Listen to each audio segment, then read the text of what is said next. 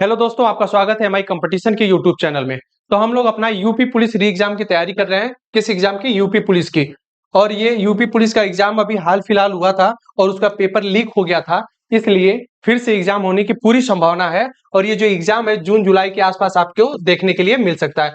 जून जुलाई इसलिए क्योंकि इस टाइम पे अभी चुनाव, आपका लोकसभा का चुनाव होने वाला है। और जैसे ही लोकसभा चुनाव आपका, ये जून में इसका रिजल्ट आ जाएगा लोकसभा चुनाव का, उसके बाद जो है आपका एग्जाम वो कंटिन्यू होने की पूरी संभावना है। इसलिए हम लोग अपने करंट अफेयर्स का आज प्रैक्टिस नंबर 10 देखने वाले हैं। इसके पहले हम लोग 9 प्रैक्टिस कर चुके हैं।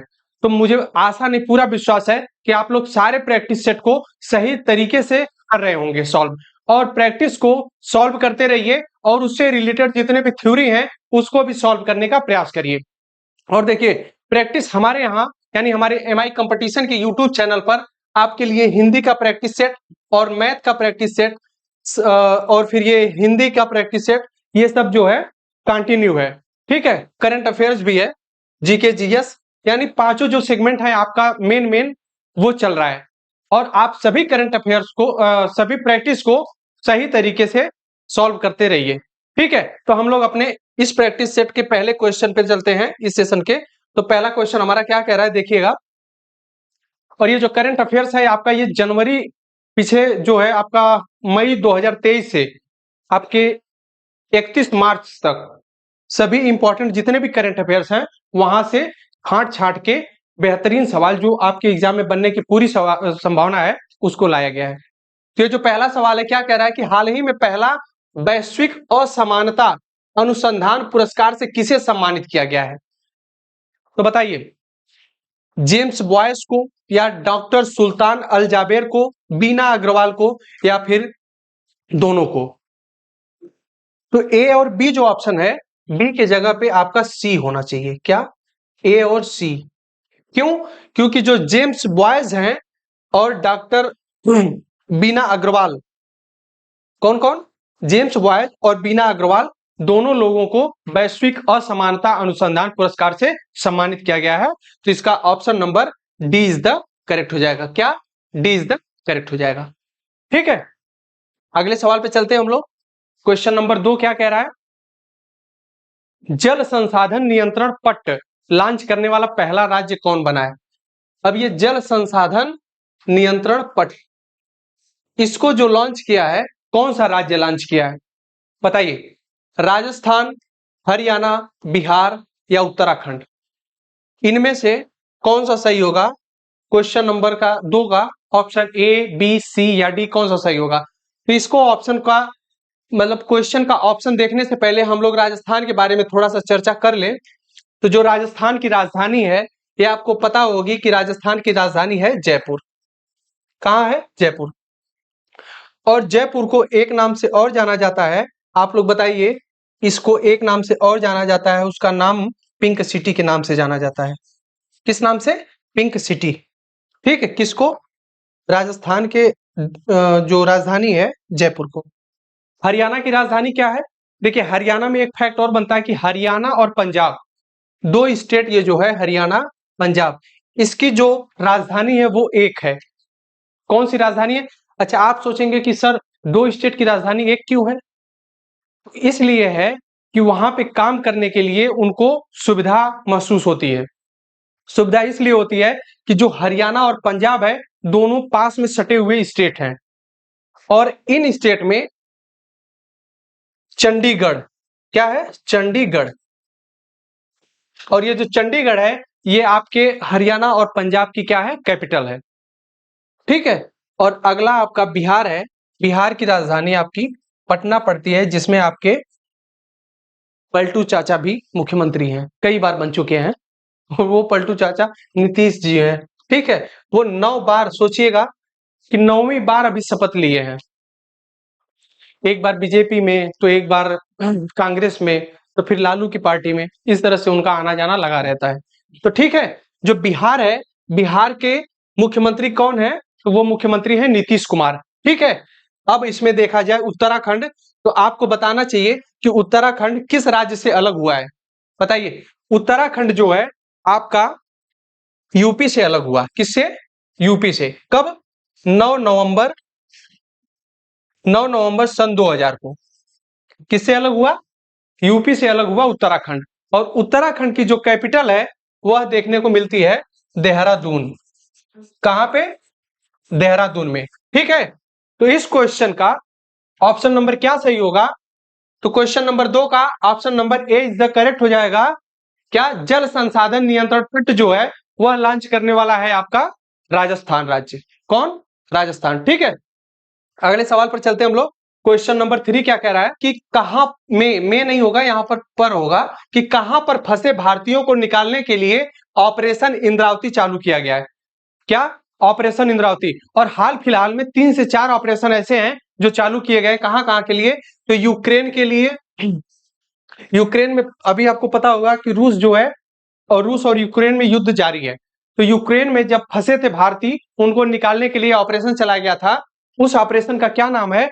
तो आप लोग इसको कमेंट बॉक्स में बताने का प्रयास करिए। यूक्रेन हुआ, अफगानिस्तान हुआ, क्या हुआ? अफगानिस्तान। ठीक है, यहां से भारतीयों को निकालने के लिए ऑपरेशन चलाया गया था। ठीक, तो उनमें से आपका ये जो सवाल है ये पूछ रहा है कि ऑपरेशन इंद्रावती जो है ये किस देश से भारतीयों को निकालने के लिए चलाया गया था? तो क्या हैती में, या फिर क्यूबा में, एंटीगुआ में, या फिर बारडोस में? तो बताइए इस क्वेश्चन का ऑप्शन नंबर क्या सही होगा? हैती एक देश है, यहां पे भारतीयों को निकालने के लिए आपका ऑपरेशन इंद्रावती चलाया गया था। क्या? ऑपरेशन इंद्रावती। ठीक है, अगले सवाल पर चलते हैं हम लोग। क्वेश्चन नंबर 4 क्या कह रहा है कि हाल ही में किस राज्य के 6 स्थलों को यूनेस्को की सूची में अस्थायी रूप से शामिल किया गया है? क्या? अस्थायी रूप से। किसमें? यूनेस्को। यूनेस्को। यूनेस्को ये ऐसी एक संगठन है, ऐसी संस्था है जो कि विश्व के जो प्रसिद्ध प्रसिद्ध स्थल होते हैं उनको अपनी सूची में शामिल करता है। और उसमें शामिल करने का मतलब ये होता है कि उसके लिए वो फंड जारी करता है, उसके विकास में, उसके यहाँ आर्थिक रूप से, सामाजिक रूप से और जनता के लिए उसको जो किस प्रकार से उसमें परिवर्तन किया जा सकता है उसके लिए फंड देने का कार्य करता है यूनेस्को। इसलिए वो विश्व धरोहर की सूची में शामिल किया जाता है। तो ये पूछ रहा है कि किस राज्य में, भारत के किस राज्य में 6 स्थलों को, आप सोचिएगा कि 6 स्थान ऐसा है वहां पे, उनको यूनेस्को की सूची में अस्थायी रूप से शामिल किया गया है। तो क्या राजस्थान का है, उत्तर प्रदेश, मध्य प्रदेश, या फिर आपका उत्तराखंड? बताइए क्वेश्चन नंबर 4 का ऑप्शन क्या सही होगा? तो आपको बता दें कि जो मध्य प्रदेश है इसके 6 स्थलों को यूनेस्को की विश्व धरोहर सूची में शामिल किया गया है अभी हाल ही में। और अगर एग्जाम में आपके सवाल पूछा जाएगा तो सवाल यही बनेगा कि भारत के किस राज्य में 6 स्थलों को, एक साथ 6 स्थलों को यूनेस्को की सूची में अस्थायी रूप से शामिल किया गया है। अस्थायी रूप से नहीं, अस्थायी रूप से। ठीक है, इस क्वेश्चन का option number C is the correct हो जाएगा। चलते हैं हम लोग अपने नेक्स्ट क्वेश्चन पे। अगला करंट अफेयर्स का इंपॉर्टेंट सवाल है, एबेल पुरस्कार 2024 से किसे सम्मानित किया गया है? देखिए जो एबेल पुरस्कार है ये किस क्षेत्र में दिया जाता है दोस्तों? तो बताने का प्रयास करिए। जो एबेल पुरस्कार है वो गणित के क्षेत्र में उत्कृष्ट कार्य के लिए दिया जाता है। किस क्षेत्र में? गणित के क्षेत्र में उत्कृष्ट मतलब अच्छा कार्य, यानी किसी भी रिसर्च के लिए ये पुरस्कार दिया जाता है। कौन सा? एबेल पुरस्कार। तो किसको दिया गया है? क्या करेन उहलने बेक को, या फिर लाजलो लोवाज को, या फिर कबूस को, या फिर मिशेल टेला ग्रैंड को? नाम तो इतना बेहतरीन बेहतरीन है कि आप एक बार में याद कर ले। ऐसा नहीं है, इस नाम को कई बार आप रिपीट करेंगे तब जाके आपको याद होगा। ठीक है, तो बताइए इसमें ऑप्शन क्या सही होगा? ये जो क्वेश्चन है इसका मिशेल टेला ग्रैंड, इनको जो है एबेल पुरस्कार से सम्मानित किया गया है। इस क्वेश्चन का option number D is the correct हो जाएगा। और एबेल पुरस्कार किस क्षेत्र में दिया जाता है? तो गणित में उत्कृष्ट कार्य के लिए दिया जाता है। तो 2024 में एबेल पुरस्कार किसको? Michel टेला grand. ओके, अगले सवाल पर चलते हैं हम लोग। क्वेश्चन नंबर 6 क्या कह रहा है कि नेपाल ने किस शहर को पर्यटन राजधानी बनाने की घोषणा की है? पर्यटन राजधानी का मतलब समझिए, पर्यटन। और नेपाल जो है एक पर्यटक देश भी है। क्यों? क्योंकि नेपाल जो है आपके हिमालय क्षेत्र और तिब्बत के आसपास बसा हुआ एक देश है। यहाँ पे टूरिस्ट यानी जो टूरिस्ट होते हैं, मतलब वहां पे जाते हैं, वहां की चीजें, नदी और वहां के मंदिर, तमाम चीजों को देखने के लिए वहां पे जाया जाता है, पहाड़ी इलाकों को देखने के लिए, उनको बोला जाता है पर्यटक जो जाते हैं। और वहां पे जो स्थल होता है जिसको देखने जाते हैं वो पर्यटक स्थल होते हैं। ठीक है, तो यही पूछा जा रहा है कि पर्यटन राजधानी किसको बनाने की घोषणा की है नेपाल ने, कि क्या पोखरा को, भरतपुर को, वीरगंज को या फिर ललितपुर को।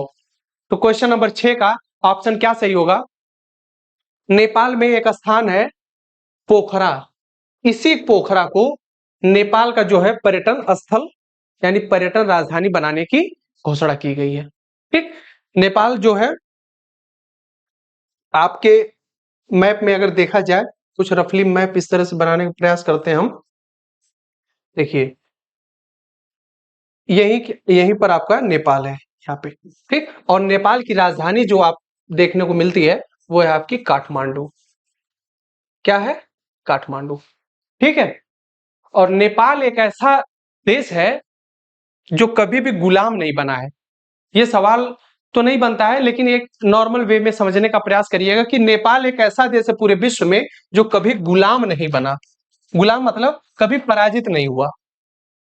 ऐसा नहीं कि इसके ऊपर युद्ध करने का प्रयास नहीं किया गया या जो भी हो, लेकिन ये कभी भी गुलाम की श्रेणी में नहीं आता है। कौन? नेपाल। नेपाल की राजधानी क्या है? काठमांडू। चलिए आगे चलते हैं हम लोग अपने क्वेश्चन नंबर 7 पर। तो करंट अफेयर्स का क्वेश्चन नंबर 7 क्या कह रहा है कि वर्ल्ड हैप्पीनेस रिपोर्ट 2024 में भारत 143 देशों की सूची में औसतन कितने स्कोर के साथ 126वें स्थान पर है? देखिए इस क्वेश्चन से 3 सवाल बन सकता है। पहले नंबर पर यह पूछ सकता है कि वर्ल्ड हैप्पीनेस रिपोर्ट 2024 में भारत की स्थान क्या है? वो आपका 126 है, इसमें लिखा ही है। पिछले साल भी 126 था, इस साल भी कोई परिवर्तन नहीं हुआ है। हैप्पीनेस रिपोर्ट में वो 126 स्थान पर ही है। कौन? इंडिया। इसमें यह पूछा है कि औसतन कितना स्कोर था, तो क्या 3.4, 5.2 या 1.3 या फिर 4.1? तो वर्ल्ड हैप्पीनेस रिपोर्ट 2024 में भारत जो है 143 देशों पर रिसर्च किया गया। उन 143 में भारत का स्थान 126 है, और अगर स्कोर की बात किया जाए तो 4.1 स्कोर को लेकर के ये 126वें स्थान पर था। कितने देशों में? 143 देशों में। तो क्वेश्चन नंबर 7 का ऑप्शन नंबर आपका डी सही हो जाएगा। ठीक है, नहीं अगले सवाल पे चलते हैं। देखिए मुख्य मुख्य इंडेक्स हैं, इनको आपको जानना चाहिए। ठीक, मुख्य इंडेक्स में अगर सबसे पहले नंबर पर आपका देखा जाए तो भारत की मीडिया यानी प्रेस को लेकर के अगर देखा जाए रिपोर्ट में, तो भारत का स्थान बहुत ही खराब है, जो 161 है यानी 161 नंबर पर है। ठीक है, इस तरह से प्रमुख 3-4 इंडेक्स को आपको याद करना है। तो आप कहीं से भी अगर नोट्स बनाए उसके माध्यम से, या फिर अगर आप थ्योरी की क्लास किए होंगे उसमें भी बताया गया होगा, आप वहां से नोट डाउन करिए और उसको रिवाइज करते रहिए। आगे सवाल हम लोग देखते हैं अपना क्वेश्चन नंबर 8 क्या कह रहा है कि मलयालम भाषा के प्रसिद्ध कवि प्रभा वर्मा को उनकी किस कृति के लिए प्रतिष्ठित 33वां सरस्वती सम्मान 2023 दिया गया है? कौन सा सम्मान? ये सरस्वती सम्मान बहुत इंपॉर्टेंट है, और किस नंबर का दिया गया ये भी पूछा जा सकता है कि जो प्रभा वर्मा है इनको सरस्वती सम्मान किस नंबर का दिया गया है? 32, 20, 33 या 31? तब आप वहां पर मार के आएंगे कि 33 नंबर का सरस्वती सम्मान दिया गया है। किसको? मलयालम भाषा के प्रसिद्ध हैं कौन? प्रभा वर्मा। ठीक है, कब दिया गया? 2023 में। ये इंपॉर्टेंट इसलिए बन सकता है कि 34वां सरस्वती सम्मान 2024 अभी नहीं दिया गया है, इसलिए आपके करंट अफेयर्स के माध्यम में ये बताने का प्रयास किया जा रहा है कि जो आपका ये एग्जाम होगा जून जुलाई के आसपास, अगर 2024 का सरस्वती सम्मान नहीं दिया जाता है तो ये सवाल बनने की संभावना है। तो बताइए 33वां सरस्वती सम्मान जो है किस कृति के लिए इनको दिया गया है? कृति मतलब इनकी किस रचना के लिए दिया गया है? तो सूर्या वामसम या रौद्र सात्विकम, हम यहां थे, यादें यादें और यादें। तो इस क्वेश्चन का ऑप्शन क्या सही होगा? ए, बी, सी या डी? तो जो प्रसिद्ध कवि हैं मलयालम भाषा के प्रभा वर्मा, इनको इनकी कृति रौद्र सात्विकम के लिए पुरस्कार दिया गया है। और वो कौन सा पुरस्कार दिया गया है? तो सरस्वती सम्मान दिया गया है। और ये सरस्वती सम्मान 2023 के लिए दिया गया। किस नंबर का था? तो 33वें नंबर का सरस्वती सम्मान था। ठीक है, अगले सवाल पर चलते हैं हम लोग। क्वेश्चन नंबर 9 क्या कह रहा है? आईक्यू एयर द्वारा जारी वर्ल्ड एयर क्वालिटी, क्या? वर्ल्ड एयर क्वालिटी, एयर मतलब हवा, हवा की जो शुद्धता है उसकी माप है, उसकी रिपोर्ट जारी की गई है 2023 की। प्रदूषण के मामले में भारत को कौन सा स्थान प्राप्त हुआ? बताइए, तीसरा, पांचवां, आठवां या 10वां? तीसरा, पांचवां, आठवां या 10वां? A B C D. इस क्वेश्चन का ऑप्शन नंबर क्या सही होगा? क्या पूछ रहा है? World air quality. इसका मतलब यह होता है कि हवा में जो वायु है इसकी शुद्धता क्या है, मतलब इसमें कितने अधिक मात्रा में प्रदूषित कण हैं, इसके बारे में जानकारी या इसके बारे में रिपोर्ट जारी की जाती है किसके द्वारा? आईक्यू एयर द्वारा। ठीक है, यह जारी करता है वर्ल्ड एयर क्वालिटी रिपोर्ट। इसके 2023 में भारत का स्थान आया था आपका तीसरा नंबर का। तो पूरी दुनिया में भारत तीसरे स्थान पर है वर्ल्ड एयर क्वालिटी के मामले में। ठीक है, अपने अगले सवाल पर चलते हैं हम लोग। क्वेश्चन नंबर 10 क्या कह रहा है? किसे वर्ष 2024 का संगीत कला निधि पुरस्कार दिया गया है? कौन सा पुरस्कार? संगीत कला निधि पुरस्कार। कब के लिए? 2024 के लिए। तो ये आपके एग्जाम के लिए इंपॉर्टेंट हो जाता है। और कौन है? M S Rao, T M Krishna, PJ Agarwal या फिर एल के महेश्वरी? क्वेश्चन नंबर 10 का ऑप्शन नंबर क्या सही होगा? संगीत कला निधि पुरस्कार 2024 के लिए किसे सम्मानित किया गया है? तो वो आपके हैं टी एम कृष्णा। कौन? T M Krishna. इसलिए क्वेश्चन नंबर 10 का option number B is the correct हो जाएगा। ठीक है, अगले सवाल पर चलते हैं हम लोग। क्वेश्चन नंबर 11 क्या कह रहा है कि वुमेन्स प्रीमियर लीग 2024 का खिताब किस टीम ने जीता? इसको इस भाषा में समझा जाए, क्या? WPL। WPL ये IPL के तरह ही ये महिला प्रीमियर लीग है। क्या है? महिला प्रीमियर लीग, यानी कि महिलाओं के बीच में क्रिकेट खेला जाता है। ये एक प्रकार से डोमेस्टिक क्रिकेट है। क्या है? डोमेस्टिक क्रिकेट है। और यह दूसरा सत्र था, यानी इसके पहले 2023 में खेला गया था, जिसके विनर मुंबई इंडियंस रही थी। कौन? MI, Mumbai Indians. और 2024 में खेला गया है WPL, 5 टीमों के बीच में खेला गया था। इसमें से जो विनर रही है वह रही है RCB। और CB का मतलब होता है रॉयल चैलेंजर बेंगलुरु की महिला टीम जो है 2024 में ये WPL जीतने का कार्य की है। तो इस क्वेश्चन का ऑप्शन नंबर आपको देखने के लिए मिलेगा, क्या? Royal challenger Bengaluru. तो option number B is the correct हो जाएगा। मुंबई इंडियंस 2023 का खिताब जीती थी। कौन सा? 2023 का। दिल्ली कैपिटल कोई खिताब नहीं जीती है, गुजरात टाइटंस भी कोई खिताब नहीं जीती है। और वोमेन्स प्रीमियर लीग जो है 2 बार हुआ है, ये दूसरा सेशन था उसका। इसमें RCB जो है विनर रही है। ठीक है, अपने अगले सवाल पर चलते हैं। क्वेश्चन नंबर 12 क्या कह रहा है? हाल ही में किन्हें महाराष्ट्र गौरव पुरस्कार से सम्मानित किया गया है? कौन सा? महाराष्ट्र गौरव पुरस्कार। महाराष्ट्र गौरव पुरस्कार से किसे सम्मानित किया गया है? तो बताइए, किसको? लता मंगेशकर, रतन टाटा, उमा रेले या मुकेश अंबानी को? देखिए, ये जो पुरस्कार है महाराष्ट्र गौरव पुरस्कार, ये किसको दिया गया है, किस व्यक्ति को? तो Lata Mangeshkar option number A, B Ratan Tata, या option number C Uma Rele, या फिर option number D Mukesh Ambani. तो इस क्वेश्चन का आंसर जो है वो आपका सही हो जाएगा ऑप्शन नंबर सी, क्योंकि उमा रेले जो हैं इनको दिया गया है महाराष्ट्र गौरव पुरस्कार 2024। ठीक है, अगला सवाल देख लेते हैं हम लोग। क्वेश्चन नंबर 13 क्या कह रहा है कि किस महिला क्रिकेटर को फरवरी 2024 के लिए ICC player of the month का सम्मान मिला है? किसको मिला है ICC player of the month? जो ICC है ना, ये हर महीने एक मेल और एक वुमेन या फीमेल कह सकते हैं, इनको जो एक महीने के अंदर सबसे अच्छा कार्य करता है, किसमें? क्रिकेट में अच्छा प्रदर्शन करता है, बॉलिंग करता है, फील्डिंग करता है, रन बनाता है, और पूरे फॉर्मेट में, तो उसको पूरे महीने के लिए क्या दिया जाता है? पुरस्कार दिया जाता है उस महीने के लिए।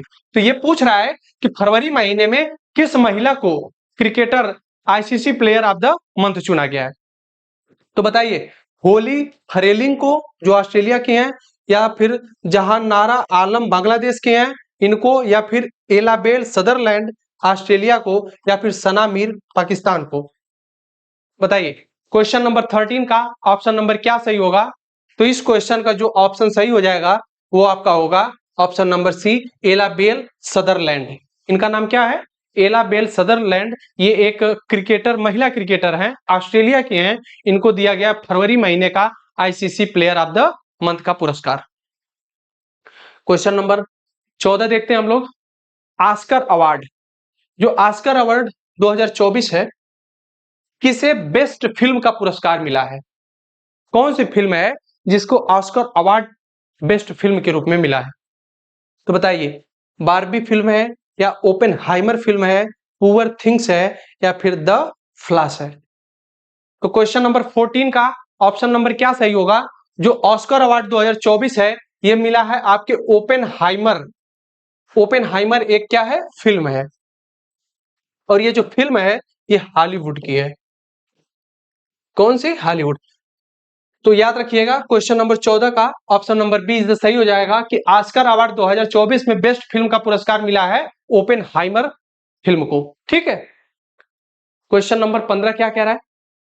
10 मार्च को सीआईएसएफ ने अपना कौन सा अपना स्थापना दिवस मनाया? तो बताइए, 43वां स्थापना दिवस, 52वां या 48वां या फिर 55वां स्थापना दिवस? तो बताइए, सीआईएसएफ जो है वो अपना कौन सा स्थापना दिवस मनाया है? क्वेश्चन नंबर 15 का ऑप्शन क्या सही होगा? तो इस क्वेश्चन का ऑप्शन नंबर डी सही हो जाएगा, क्योंकि जो सीआईएसएफ है ये अपना जो है 55वां स्थापना दिवस मनाने का काम किया है। और ये जो क्वेश्चन नंबर 16 हमारा है, क्या कह रहा है कि कौन सा यूरोपीय देश नाटो का 32वां सदस्य बना है? ये जो नाटो एक है, ये एक संस्था है। ये क्या करती है? इस नाटो देश में, मान लीजिए कि ये नाटो एक कोई संस्था है। क्या है? संस्था है। ठीक। इसमें जितने भी कंट्री शामिल हैं, अभी हाल ही में 32वां शामिल हुआ है, इसके पहले इसमें कितने थे? 31।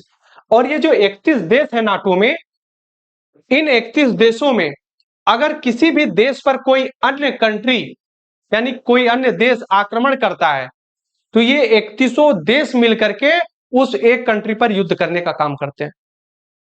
तो अभी हाल ही में भारत को भी नाटो में शामिल करने की पेशकश चल रही है कि भारत को भी उसमें शामिल कर दिया जाए, जो अमेरिका की खास पहल है। अमेरिका चाहता है कि भारत इसमें शामिल हो जाए, लेकिन देखिए, अमेरिका और रूस, कौन? यूएसए और रूस, ये दोनों एक दूसरे के कट्टरपंथी हैं। जैसे हमारे यहाँ भारत और पाकिस्तान है, उसी प्रकार से।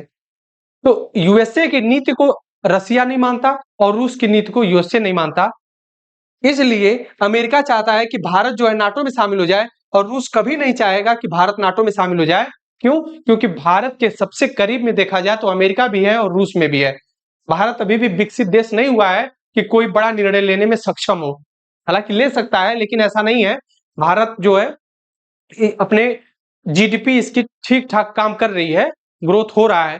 लेकिन देखा जाए तो भारत को यूएसए की भी जरूरत है और रूस की भी जरूरत है, और रूस और अमेरिका दोनों एक दूसरे के कट्टर हैं। ठीक है। तो इसलिए इस क्वेश्चन का ऑप्शन नंबर देखते हैं क्या सही होगा। 32वां सदस्य देश कौन बना है? यूक्रेन बना है, साइप्रस बना है, स्वीडन बना है या फिर आपका आयरलैंड बना है?